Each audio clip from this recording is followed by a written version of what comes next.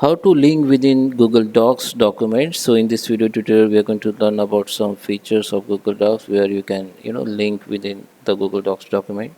So let's start with the video, guys. Before we start, I request you, if you like this video, hit the like button, subscribe my channel, and don't forget comments below. So let me open Google Docs first.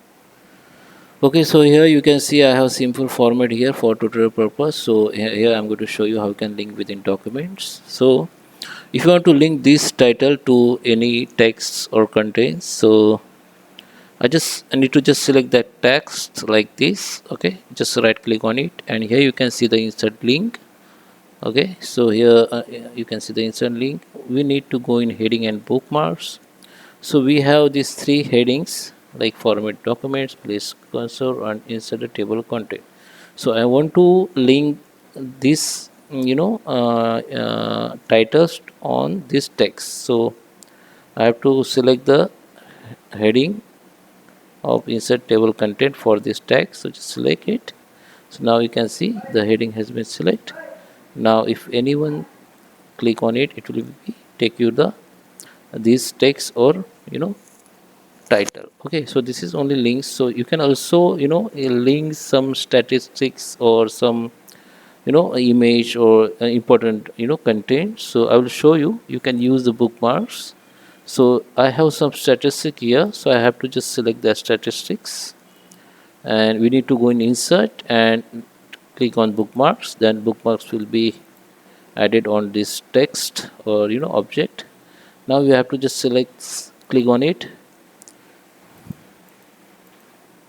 Okay, so this is statistic has been created, bookmark has been created. Now we need to select the text or content where you want to link these statistics. Okay, just right click on it, go to the insert the link again, go to the heading and bookmarks. Now you can see the bookmarks here, which is we just created.